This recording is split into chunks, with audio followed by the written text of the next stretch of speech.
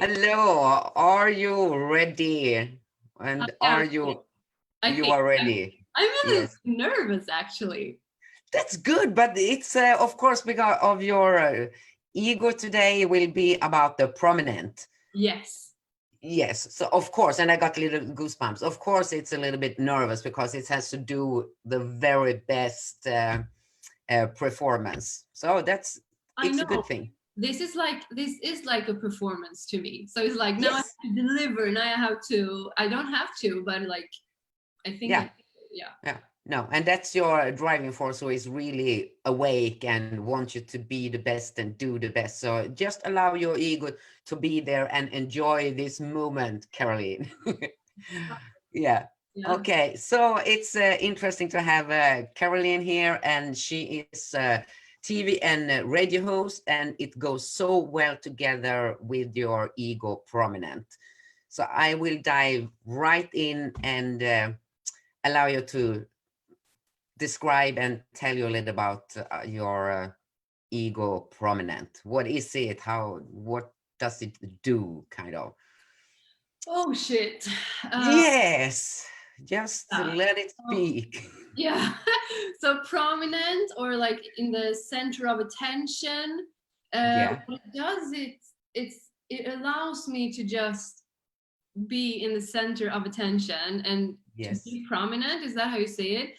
yeah, And just like take the space it that's needed, that's like yes, actually like needed yeah, in life. Like if I can't have a space where I can have my space, then yeah. I die. So Ex- I think in my first years of life when I was a kid, it took place in acting. Like yeah, I'm not sure if acting when I was a kid was more of I need to be prominent, I need to be in the center of attention, or if I actually love the work. Now it's more like I love the work, and yeah, if I get seen in my acting, that's nice. But if I just take classes and nobody like gives me you say recognition or the yeah, confirmation or the like, yeah, that's fine too. yeah. Because I love the acting work. But in that case, if I stand in a basement acting, then I need another space to be prominent in. So it's not like Yes. I can't have it. No. And I just wanted to relate a little chat we had just before we went live, that you said, but I don't feel I need to be center of attention all the time. And so what was the answer of that? Why isn't the urge to be in the center of attention, you don't experience that um, as much as you did before? So why is that? It was a I good know you description. answered on it.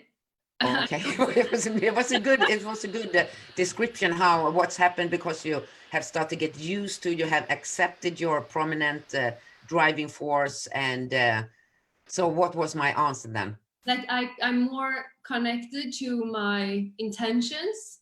Yes, That was your answer, and I just heard it like a few seconds ago. So it's like, okay, and what does that mean? So I'm not sure what that means yet, but it probably that like I don't have to be everywhere.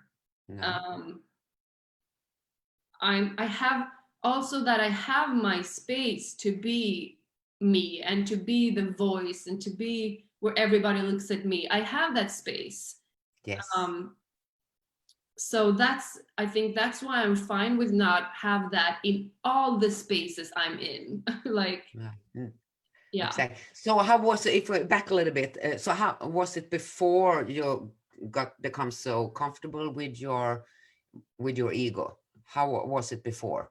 I think well this particular driving force I have always been comfortable with because I've always been living it. But it's when you get allowed to be in it, because it's not always popular to be in No. the center of attention. And sometimes I'm tall, I can be loud, I can be, so sometimes I was in the center of attention even though I didn't want to be in the center of attention. So prominent. So now it's more like I'm allowed to Yeah. be, and I can also choose, like, this is where I'm going to be prominent, this is where I'm not going to be, this is not the space for it. So I can, like a puppet show, Muppet, no, like a, Yeah, yeah, I know what you mean. Those puppet, yeah.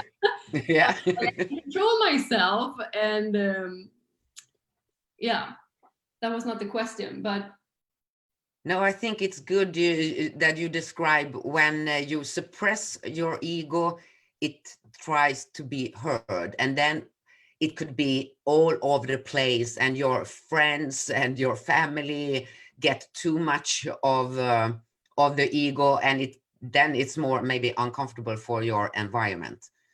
So what you are saying right now, it's that you have been landing in your ego, and that's why you can actually be together with your friends without trying to be in the center all the time. You can actually listening to your friends as well. yeah. Is that right? Yeah, absolutely. And it was not like it was not like a conscious thing before that, oh, I'm going to be prominent, I'm going to be in the center of attention. It was just, I just was. Yes. And probably like, "Oh, I need this, I need this, I need this." But now I'm like, I can just sit and I can just listen to them a whole night. I don't have to talk. I don't have to be like, we don't have any discussions. I can just sit and like exist with them. I don't have, Yes. yeah. And that's not a conscious thing either. That's just how it's gotten to be. Yeah. I I Sure. get it. And that's the thing what you describe. I mean, before you just wanted to be in the center of attention. That was not planned because it was unconscious. And that's how the ego is working. It's trying, even if it's there, it's always there, but no one is seeing it. So it's trying to take the opportunity it can to be heard. Mm.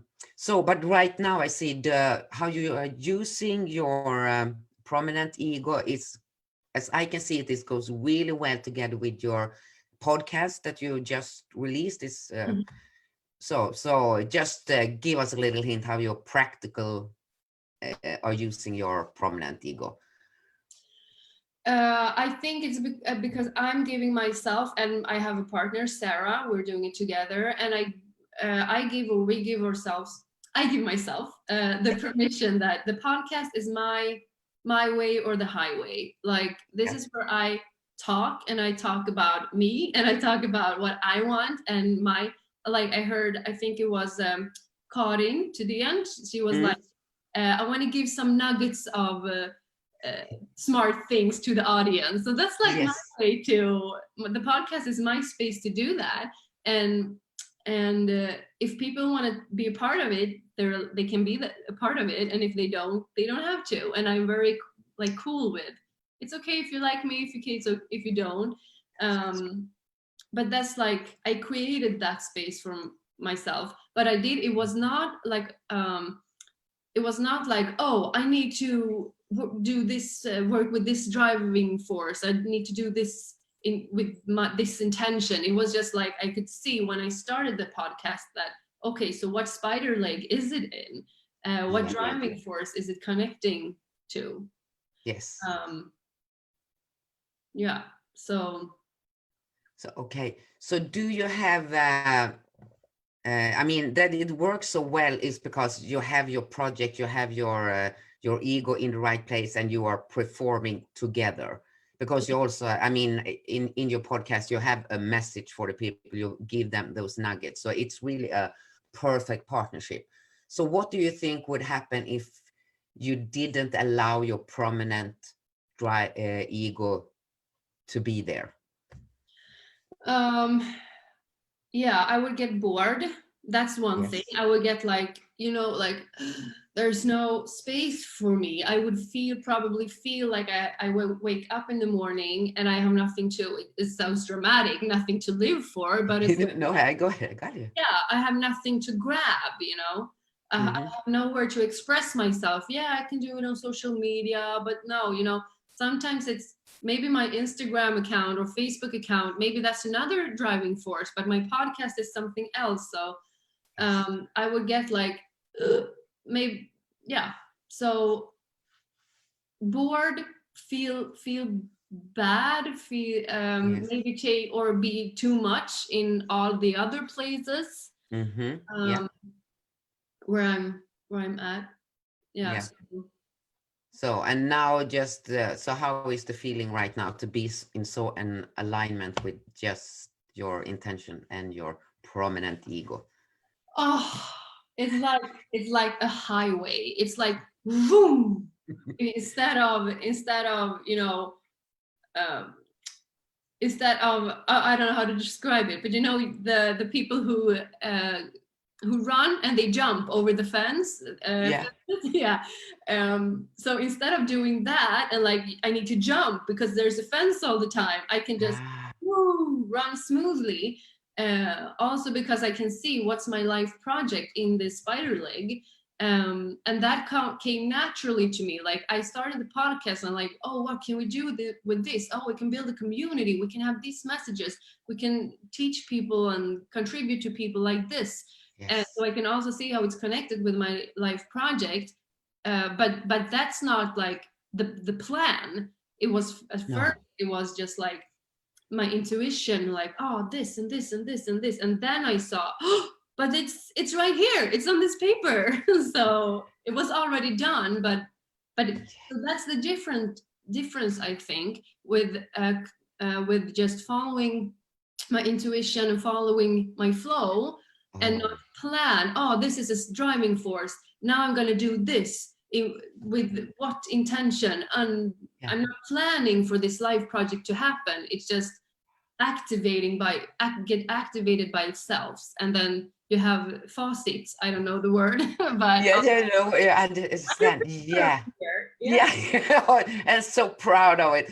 Oh, I think I get goosebumps when you are saying this because this is so wonderful, and that actually happened when you have everything like you now, your driving force and intention in a team. You don't need any plans. I mean, and that's I'm always preaching that in the theory that when you are in alignment with everything, you don't need any goals, you don't need any plans, because the only thing, and you describe it so beautifully, the only thing you need to do is taking action on what you call the intuition.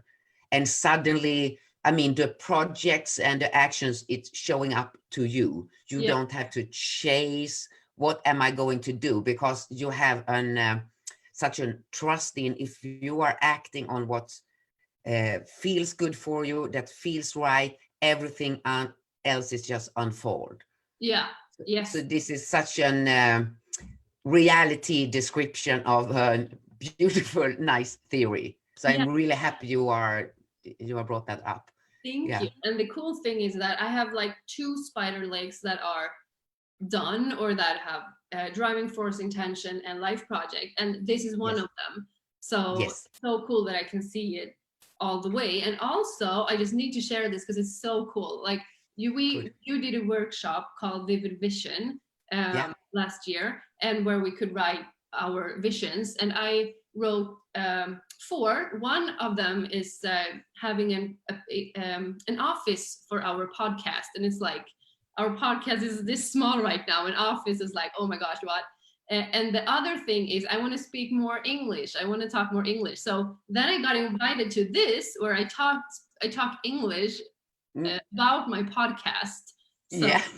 that's just okay. It's so amazing to, it's so important to write down your not goals but visions, like your longings. Um, Yes. I have a problem with the word dreams right now, Yes. Yes. but Me too. you do, yeah. Yeah. What are you longing for? And when I connect to that feeling and write it down, and then it happens. It's so without goal setting. It's just Yes. I act on what I'm longing for, what I need right Yeah. now. No, because goal setting actually works against you, because it's kind of always a struggle. And most of the time you never reach your goals because you set a goal in the future and you don't know how you can reach the goal, because um, the present always changed depending on circumstances, your own feelings and everything. And that's why you always have to chasing something, and you most of the time you get disappointed because you didn't reach your goal, and so it works against you. But when you do as you said, and instead of talking about dreams, because dreams is I don't like it, because you can never, what you say, live a dream, because a dream is a dream and it's not supposed to be lived. uh, but a longing, I mean, have a strong longing, that means that it's kind of the fuel, it's the future magnet. And the longing is most of the time, now it can actually be connected both to the intentions and to the driving force. And the longing in itself has the right energy that will move you forward. But if you try to go in and put goals and to be, because then you are just in your logical mind, you are just in your ego, and your ego hasn't that capacity to see in the bigger picture for the intention. And the intention is always the future magnet. And the ego is the manifester, the action taker, and that will do all this action that will be needed to manifest a thing. So I mean, this is such a great description how it works when you do it in the right way, what's right for you. Yeah, thank you for saying that, because what you're explaining right now, it's story of my life, the ego way, like Yes. the dream way. And I got into a point when I got so stressed about it, I got sick, so I couldn't go for any dreams or goals or whatever. I just had to follow what's popping today. Oh, this, okay, let's go do that. And I'm this is like I train, you say train, Yeah. on that, right? Not train on that, I work on that Exercise. right Yeah. Yeah. now. Practicing. I'm practicing on that right now, because I'm so much in my head, and I'm practicing every day to just follow what's popping, oh, Yeah. this came up, oh cool, let's go do that. And not, I'm trying not to ask questions about it, just follow it, Yes. even if it's super weird. Yeah. Yeah. And I think most people out there now can relate to what you are saying. And it's also that we have been taught that we should setting goals. You don't reach anything if you don't set any goals. And so it's so into your mind, and you can see it all over the place in social media, and you think that's the right way, but you forget when you have your right intention and you allow your ego to take action, you actually don't have time to make a plan, because the plan unfold before you have time to write it down. So what I would suggest, instead to have the really dissatisfied fact, to be satisfied about yourself, is to write a have done list instead of a to-do list, and have done list, so you can see, because though you always want to have more, Yeah. to really experience the success you have had with all your actions, just write down, oh, I did this, because you can't write it in the forehand. So it's much fulfilling to see, okay, I did this, instead of I didn't do it. Yeah. That what most of the time happen when you are doing a to-do list. Yeah. Yeah. And what makes me also a B list, because I'm Yeah, the very good B list. Yeah. to be I have been list because Yes. I'm amazing at doing, but Yeah. I'm working a lot on just being. Sit and stare for 10 minutes, uh just sit and stare into the wall and Yeah. just be and see what happens. And like that takes a lot to me, so that's, I'm practicing that right now as well. But when I manage to do that 10 minutes each day, it's like, yeah, it's amazing. Yeah, actually, you win there. That was even so much better to write down a to be have been list, what you call it, instead Yeah. of have done list. I mean, and especially for people who are so much in the brain and have a brilliant brain. I mean, that's the the hang-ups. That's the thoughts are so brilliant, and the ideas are so brilliant, and you are thinking fast, and you are smart, and that works against you too. So you actually need to do this, stare into the wall and get connected with how you feel and how you feel to be. So I think that was a really good one. Oh, good. Caroline. Thank you. Yeah, I think so. Okay, I mean, 20 minutes is passing so fast, so it's already time to wrap up a little bit. So what would be your most important advice to people who's listening right now from your experience, whatever, what you want to. Okay, so I'm just gonna say what's popping in my mind right now. Exactly. Yeah, so when you do a lot of inner work or you do this spider thing with the Brigida, Yeah. what's really important to me is that I've been noticing my brain is like "Trrr," so I get ideas all the time, and Yeah, I know. before I acted on everything because everything is inspiration, but right now I'm not. I can really feel in my body like this is what I'm going to act on. I can see that all these things are great ideas, Yeah. but it's not what I'm going to act on, but this thing is. So my advice is be, if you're like me and have a brain like that goes like this and very a lot all the time and many ideas, just be aware, and the more you meditate, the more you can be närvarande. I don't know what the Present. present Be with more present. what Yeah. are you what are you gonna act on, and Yes. act on what feels good, and just pause the logic brain Yeah. for a while. Good. It almost sounds like you should be in my weird group. My weird, the weird ones conversation. So maybe you will be invited. I don't know. We'll see.